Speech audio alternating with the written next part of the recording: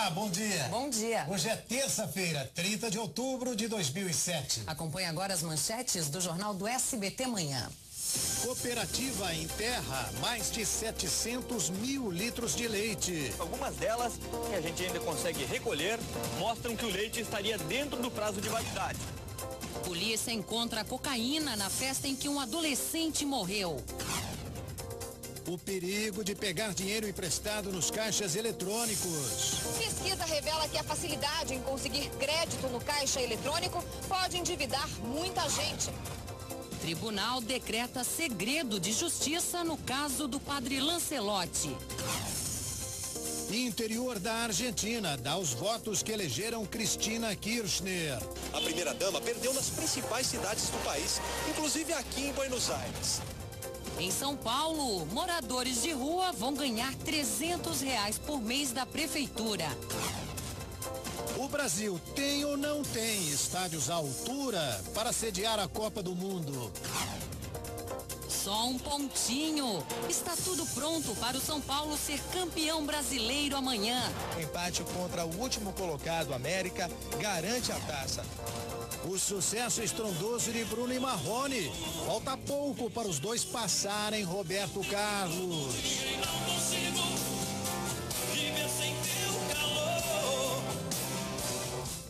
Estas e outras notícias você acompanha agora aqui no Jornal do SBT Manhã.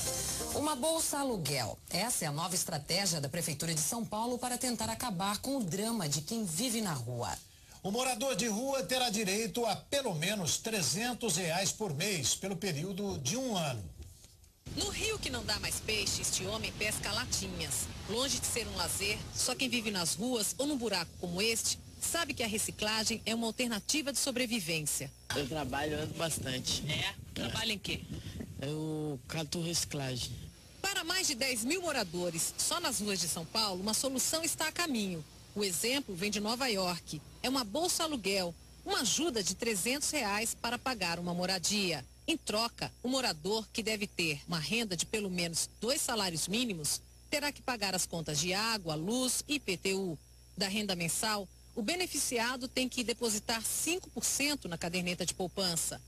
A preferência é para moradores de rua, como portadores de deficiência física, mulheres com filhos e idosos. Outro caminho para escapar das ruas é este albergue instalado num antigo hotel. A diferença entre esse e a maioria dos albergues é que aqui a família fica reunida no mesmo espaço, com privacidade e até banheiro independente. O tempo de permanência é indeterminado. Conceição está aqui há quase um ano. Eu sonho mais alto, né? E não pretendo ficar aqui, nem pode ficar também a vida toda, né? O inquérito que investiga a extorsão contra o padre Júlio Lancelotti vai correr sob segredo de justiça. Ontem, 2 ex-internos da FEBEM que teriam visto o padre abusar de menores mudaram a versão. 2 ex-internos da antiga FEBEM prestaram depoimento nesta delegacia. Eles foram indicados por pessoas que acusam o padre de abuso sexual. Mas a história mudou. Os 2 disseram aos policiais que nunca viram nada que comprometesse Júlio Lancelotti. Afirmam que não viram maus tratos ou abuso de menores. A polícia também apresentou equipamentos apreendidos com os 3 últimos presos acusados de extorquir o padre. Foram encontrados no apartamento onde o grupo se escondia TVs de plasma e aparelho de som. Depois que as denúncias vieram a público, o padre mudou a rotina. Ele não celebra mais missas, mas não perdeu o respeito dos fiéis. Nunca vi nada que pudesse desabonar o padre Júlio. Nós nunca vimos nada de estranho nele, e nem meus filhos. Tudo começou quando o padre procurou a polícia para denunciar extorsão de dinheiro. Ele estaria sendo chantageado por um ex-interno da FEBEM. O padre admitiu que dava dinheiro a Anderson Barbosa e pagava também as prestações de um carro de luxo.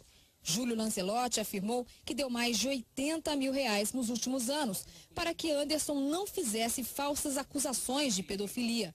Mas agora Anderson afirma que era abusado sexualmente pelo padre e que chegou a receber dele mais de R$600 mil em 8 anos. 80 para 600 seria difícil até ele justificar esse dinheiro, o repasse do dinheiro. A assessoria de imprensa do Tribunal de Justiça de São Paulo chegou a anunciar nesta segunda-feira que o TJ havia decretado a quebra do sigilo bancário do padre, mas no início da noite voltou atrás e disse que o tribunal não recebeu pedido para analisar as contas de Júlio Lancelotti. Já a polícia admitiu apenas que pediu à Justiça que fosse decretado o sigilo das investigações. Ana Volpe, de São Paulo, para o Jornal do SBT Manhã.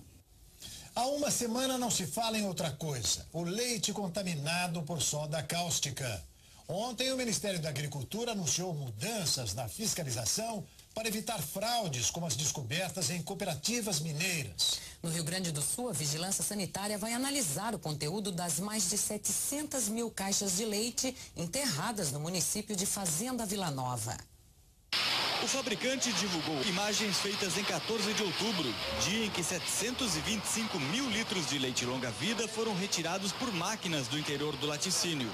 Segundo a empresa, o produto não estaria contaminado, mas com as embalagens condenadas pelo Ministério da Agricultura.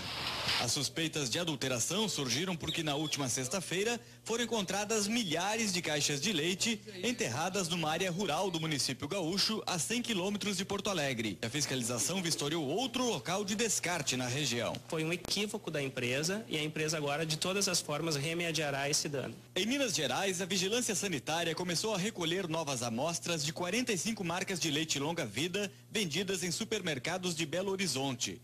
O resultado da análise deve sair ainda esta semana. Caso venha acontecer alguma irregularidade nesse produto, ele será retirado do mercado. Já o destino dos 66 mil litros de leite sob suspeita de contaminação por soda cáustica não foi definido. O leite está armazenado nos tanques da Coopervale em Uberaba. O Ministério da Agricultura quer agir rápido para impedir as fraudes. A partir de agora, equipes de 4 funcionários vão percorrer as empresas de forma aleatória. O laticínio não saberá quando nem quem vai fiscalizar.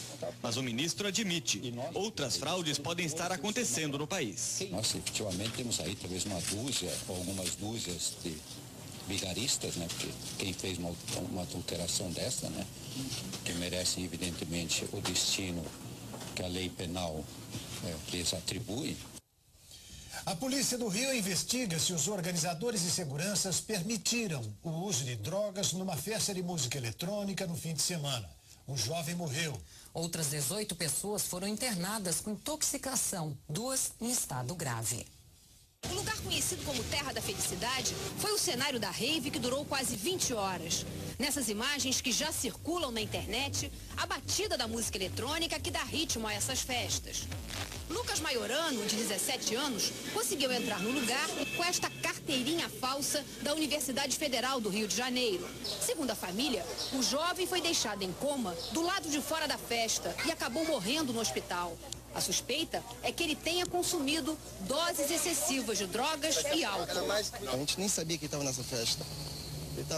Para mim, ele estava em Angra. Muitos jovens ainda deixavam o local da festa. Alguns pais vieram buscar os filhos. Eu sei que rola de tudo, rola droga, mas a gente não tem como proibir. 180 homens fizeram a segurança do evento. Segundo o dono da empresa de vigilância, não houve qualquer apreensão de drogas. Mas ele admitiu que é muito difícil o controle do uso de entorpecentes durante a festa. Das 18 pessoas que foram levadas para o hospital, 2 continuam internadas, uma em estado grave. Um outro inquérito foi aberto para investigar a morte de um médico de 26 anos num acidente de trânsito. Ele teria dormido no volante depois de sair da rave. A polícia voltou ao local do evento, encontrou garrafas de bebidas alcoólicas e uma pequena quantidade de cocaína. Se fica caracterizado que houve facilitação para o consumo, eles podem responder por um crime assemelhado ao tráfico de entorpecentes que prevê prisão de 5 a 15 anos. O trânsito melhorou ontem no Rio de Janeiro com a abertura parcial do túnel Rebouças. As obras definitivas para recuperar a encosta que desabou com as chuvas começam em novembro e vão custar 5 milhões de reais. Nos eixos, nesta segunda-feira, o túnel Rebouças, principal ligação entre as zonas sul e norte do Rio de Janeiro, foi parcialmente reaberto. Com certeza isso vai melhorar bastante, né? Até agora tem sido um alívio daqui para lá, porque o trânsito na cidade tá todo ruim. Enquanto os motoristas comemoram o fim do expediente e a volta para casa com um trânsito bem mais tranquilo, para outros trabalhadores ainda não é hora de descansar. A previsão é de que até quarta-feira, caso não chova, a obra esteja concluída e o túnel completamente liberado. O que tem risco de deslizamento vai sendo removido, o que está estabilizado fica já para ser protegido dentro da estrutura definitiva.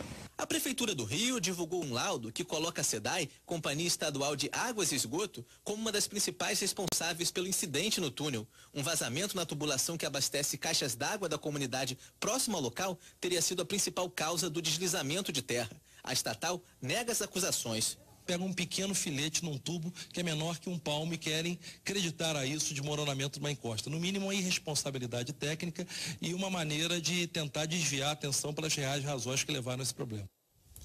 E o calor, hein? São Paulo ontem estava um forno e tudo leva para uma repetição nesta terça-feira. Vamos ver agora como fica a previsão do tempo para hoje em todo o país. Previsão de temporais no Rio Grande do Sul e em Santa Catarina, com ventos fortes e queda de granizo. No Paraná, a chuva será mais fraca e localizada. Florianópolis com máxima de 25 graus. Muito calor no Sudeste e previsão de pancadas de chuva em quase toda a região. Apenas no Espírito Santo o tempo fica seco e com muitas nuvens. Máxima de 33 graus em Belo Horizonte. A região Centro-Oeste tem mais um dia de temperaturas elevadas e a previsão de chuva em pontos localizados no fim da tarde. A máxima chega aos 37 graus em Goiânia. Chove em pontos isolados na região Nordeste, mas o quadro de seca ainda não será alterado. O calor continua. Em São Luís, máxima de 32 graus. Previsão de temporais no oeste do Amazonas e no Acre. Nas outras áreas, chove em forma de pancadas isoladas. As temperaturas continuam altas. Palmas e Rio Branco com máxima de 36 graus. O presidente da França, Nicolas Sarkozy, deixou a elegância de lado durante uma entrevista para uma rede de TV americana. De Paris, o correspondente Elcio Ramalho revela o motivo do nervosismo de Sarkozy. Antes de começar a entrevista, Sarkozy já estava irritado. O presidente xingou o assessor de imprensa de imbecil por ter marcado uma entrevista com duração de 1 hora. As coisas pioraram quando a jornalista da rede americana CBS perguntou sobre a mulher dele, Cecília. Não é aqui que vou falar sobre ela, foi a resposta. A repórter insistiu, dizendo que estava ouvindo muitos rumores sobre a primeira-dama. O presidente não hesitou. Arrancou o microfone, se despediu e deixou a sala visivelmente irritado. Pelo menos nas pesquisas, os franceses não parecem muito preocupados com o primeiro divórcio na história do país de um presidente em exercício. 79% disseram que a separação do casal Sarkozy não é um fato político importante. Mas a imprensa continua apostando no assunto e vendendo bastante. Uma grande revista feminina antecipou a edição e aumentou a tiragem da edição com uma entrevista exclusiva da ex-primeira-dama. Cecília explica o fim dos 11 anos de casamento. Essa outra expõe a solidão do presidente francês. Cristina Kirchner tornou-se a nova presidente da Argentina com 12 milhões de votos, quase a metade do eleitorado. O primeiro desafio da atual primeira-dama e senadora vai ser conquistar o apoio da classe média. A reportagem é do correspondente em Buenos Aires, Jaques Gomes Filho. Cristina Kirchner assume o cargo no dia 10 de dezembro. Sai Néstor e entra Cristina. Mas na prática o poder fica na mão dos Kirchner. Para este analista político, a novidade acaba quando o marido passar a faixa presidencial para a mulher. Kirchner vai continuar mandando no governo, diz Jorge Castro. A continuidade das políticas atuais é uma boa notícia para o Brasil. O comércio entre os dois países cresce ano a ano e movimentou quase 40 bilhões de reais em 2006. Cristina vai assumir um país que cresce mais de 8% ao ano. Vai ter maioria no Senado e no Congresso para governar. Mas nem tudo deve ser fácil. Cristina Kirchner ganhou graças aos votos dos mais pobres. Mas a vitória no primeiro turno esconde uma derrota importante. A primeira-dama perdeu nas principais cidades do país, inclusive aqui em Buenos Aires. Para analistas, vai ficar mais difícil governar sem o apoio da classe média. Segundo Jorge Castro, Cristina vai precisar de investimentos externos para vencer os maiores desafios do país: a inflação, a criminalidade e a crise energética. Jacques Gomes Filho, SBT Manhã, Buenos Aires. Veja ainda hoje, aqui no Jornal do SBT Manhã. Estudante desaparecida encontrada morta em campus de universidade no Paraná. Gastos com Fernandinho Beiramar provocam discussão. Bruno e Marrone, sucesso dos dois já é igual ao de Roberto Carlos.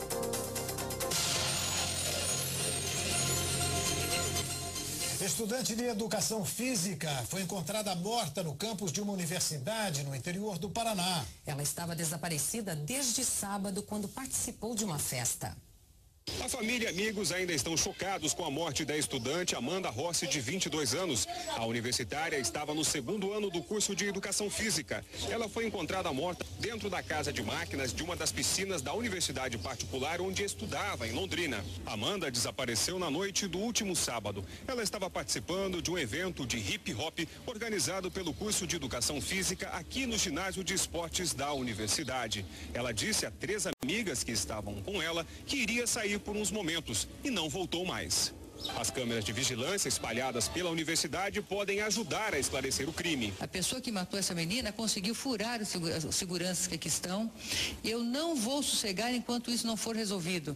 A polícia ainda não sabe por quê, mas sabe como Amanda foi morta. Informações colhidas junto ao Instituto Médico Legal dão conta de que a causa da morte teria sido asfixia por esganadura. Uma das hipóteses é que Amanda teria acompanhado alguém até o local. A mãe da estudante não acredita que isso seja possível. Mesmo que fosse alguém que ela conhecesse, ela não iria acompanhar para onde ela foi, jamais.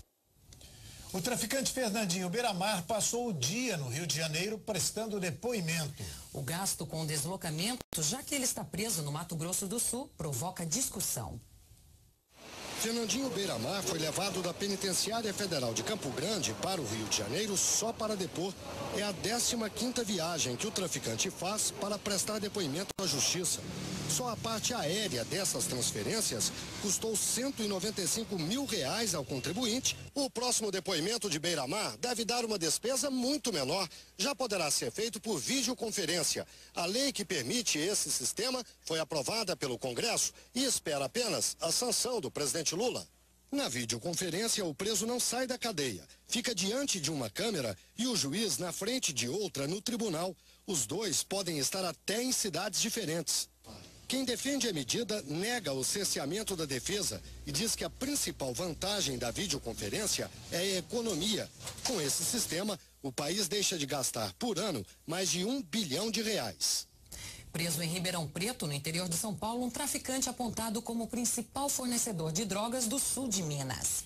Uma operação conjunta entre as polícias mineira e paulista prendeu 34 pessoas nos dois estados. Em Alfenas, sul de Minas Gerais, 150 homens participaram da operação.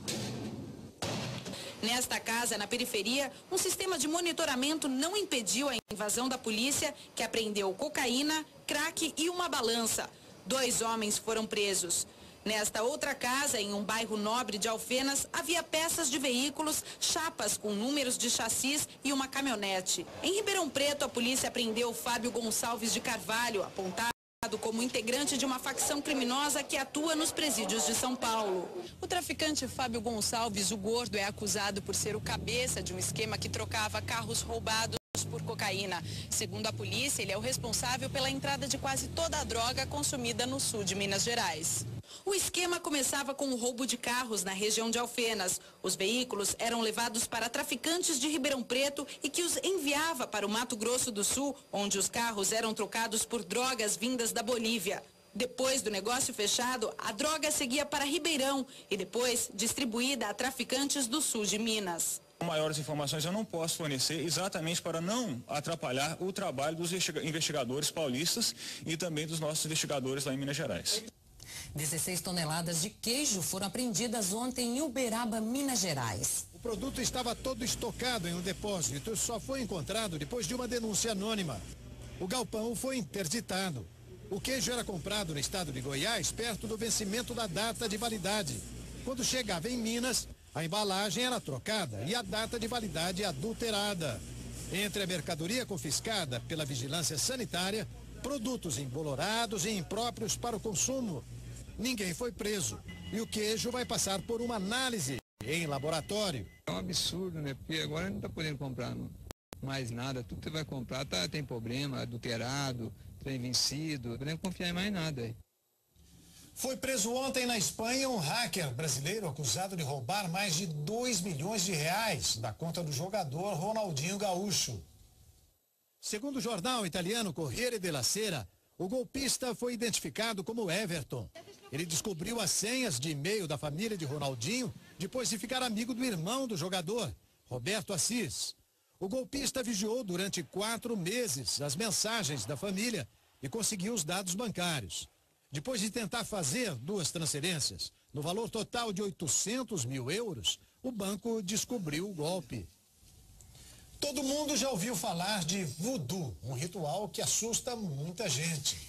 Mano, mas o enviado especial do SBT ao Haiti, Emerson Penha, foi conhecer a cerimônia. E ele descobriu que se parece muito com os ritos africanos aqui do Brasil.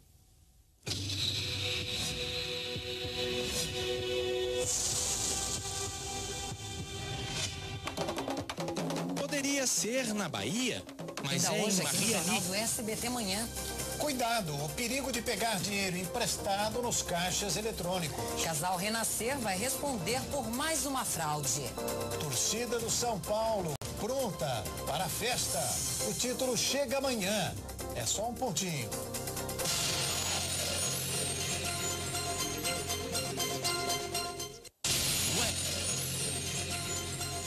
Você está no Jornal do SBT Manhã. E esses são nossos destaques desta terça-feira. Cooperativa enterra mais de 700 mil litros de leite. Algumas delas, que a gente ainda consegue recolher, mostram que o leite estaria dentro do prazo de validade. Polícia encontra cocaína na festa em que um adolescente morreu. O perigo de pegar dinheiro emprestado nos caixas eletrônicos. Pesquisa revela que a facilidade em conseguir crédito no caixa eletrônico pode endividar muita gente. Tribunal decreta segredo de justiça no caso do padre Lancelotti. Interior da Argentina dá os votos que elegeram Cristina Kirchner. A primeira-dama perdeu nas principais cidades do país, inclusive aqui em Buenos Aires.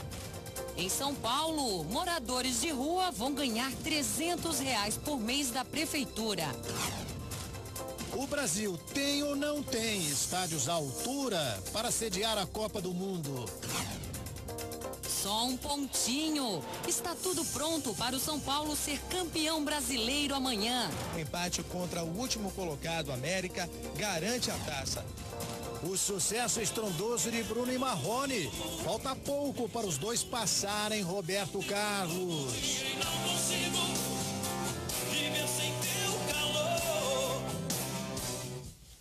Facilidade ou armadilha? A grande quantidade de serviços e produtos oferecidos pelos bancos nos caixas eletrônicos pode levar o cliente a gastar mais dinheiro do que deveria. Por causa de uma dívida, Gilson entrou em outra ainda maior. As minhas dívidas hoje, elas vão até outubro de 2012.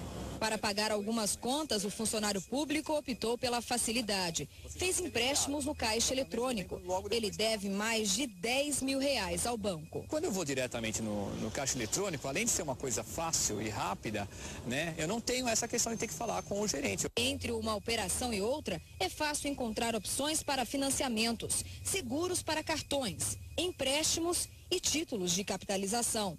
O levantamento do IDEC avaliou 8 bancos. Só 3 não oferecem estes serviços. A rapidez para aprovar o crédito esconde outra realidade. Aquele ambiente não é propício a necessário atendimento a esse direito fundamental do consumidor, que é o direito à informação. Outro alerta para o consumidor. Ele deve se informar sobre as tarifas cobradas pelo saque. Elas variam de R$1,20 a R$2,50. Cristina está sempre de olho no extrato. para acompanhar os gastos. Mas você tem que ver se foi cobrado o seu cheque especial, você tem que ver se foi cobrado as suas transações. Quando você retira dinheiro no caixa eletrônico, é cobrada uma taxa, as pessoas não percebem isso. Todo esse tipo de taxa tem que ser verificada. Juros baixos e crédito fácil tornam real o sonho da casa própria para milhares de brasileiros. A cada mês são 20 mil novos financiamentos. 2 dormitórios, uma suíte, sala de estar, churrasqueira, 120 metros quadrados de área privativa. Cabe direitinho nos sonhos da família Wartler, mas o preço também cabe. Além de eu não estar pagando aluguel, jogando dinheiro fora, eu estou adquirindo um imóvel para futuros herdeiros meus. Quase 20 mil imóveis foram financiados somente no mês passado no Brasil. Esse ano, o sonho da casa própria já gerou mais de 135 mil financiamentos. É um aumento de 65% em relação ao mesmo período do ano passado. Fernando e Bianca Martins estão pensando num financiamento a longo prazo.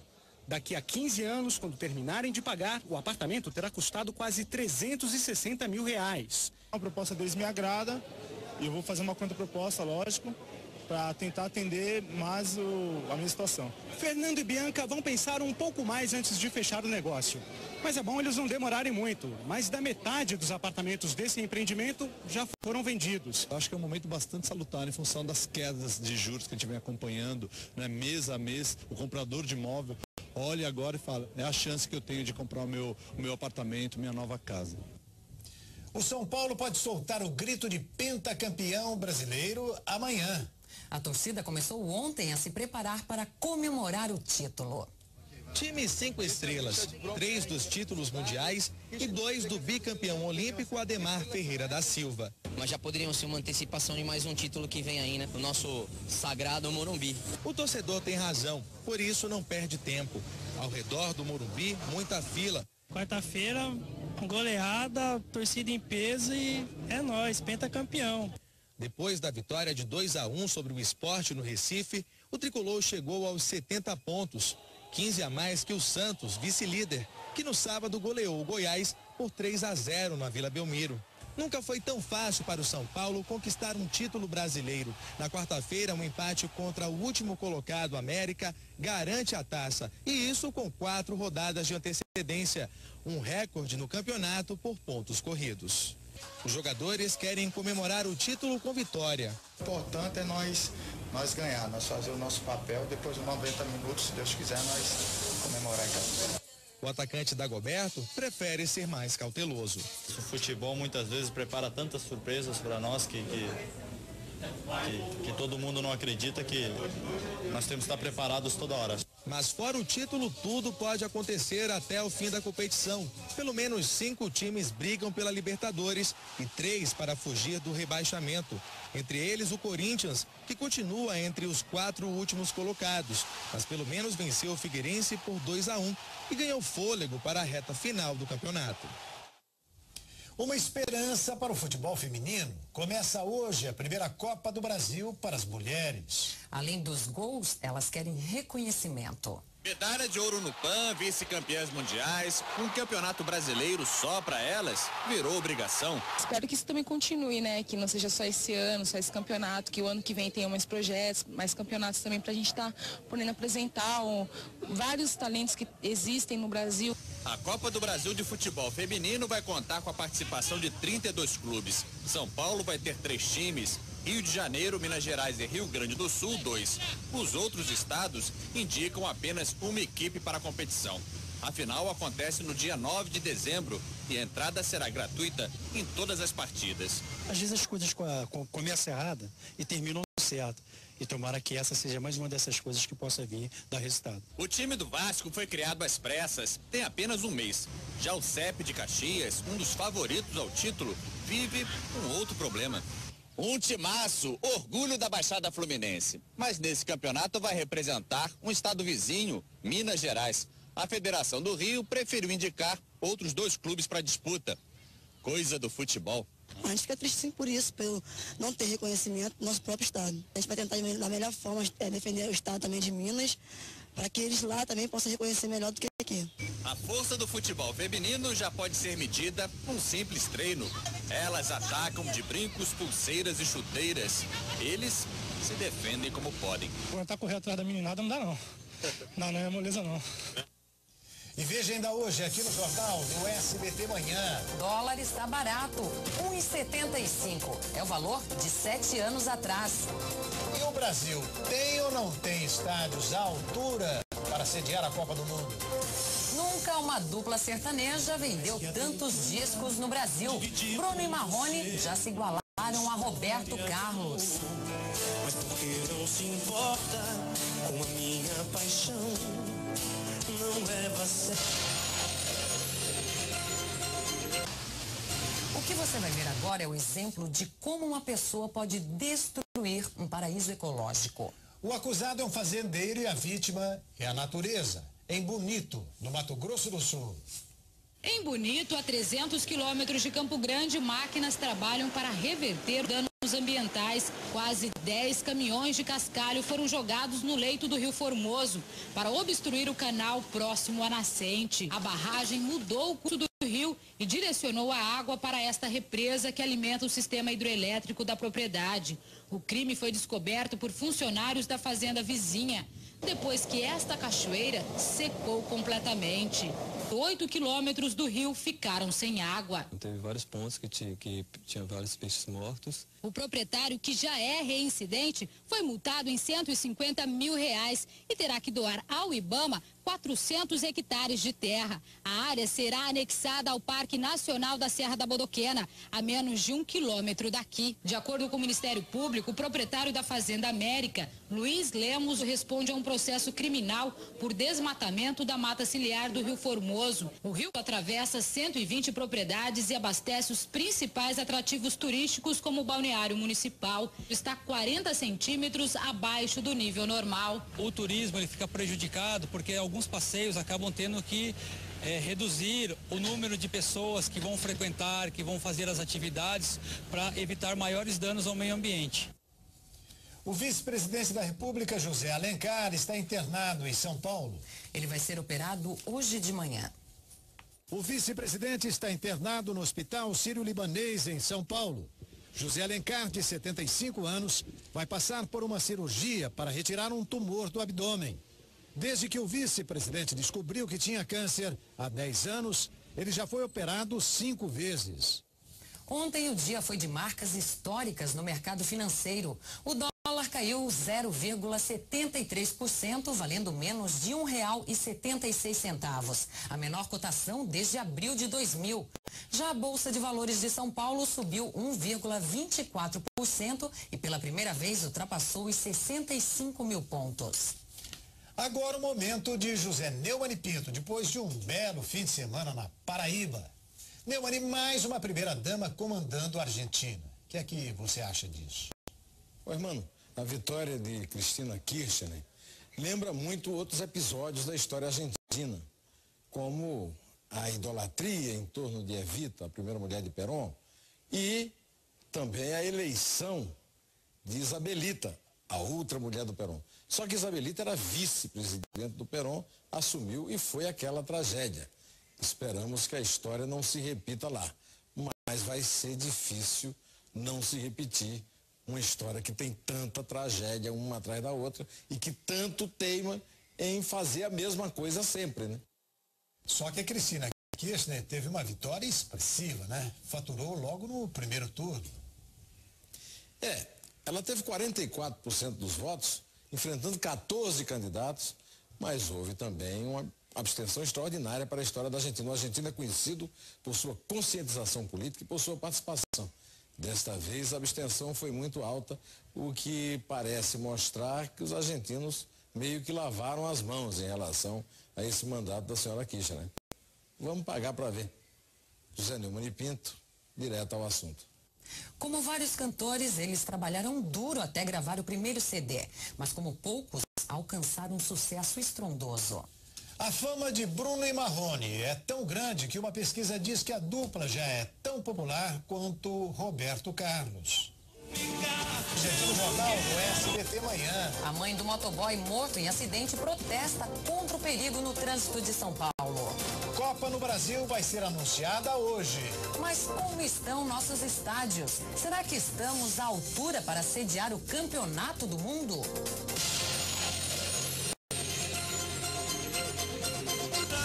Uma mãe de São Paulo está organizando uma passeata para pedir paz no trânsito. Dona Leonor perdeu o filho motoboy e a nora no acidente e decidiu chamar a atenção para um grave problema das grandes cidades. Dona Leonor faz questão de manter as fotos do único filho na sala de casa. Ainda tenta superar a dor da ausência de Alcides. O motoboy morreu aos 25 anos num acidente em fevereiro deste ano. Ele estava junto com a namorada, Carla, de 23, que também não resistiu. Ele e a namorada Carla estavam descendo para Santos. Um caminhão sem freio, que já tinha pego 2 carros na entrada do túnel, arrastou a moto deles por 50 metros.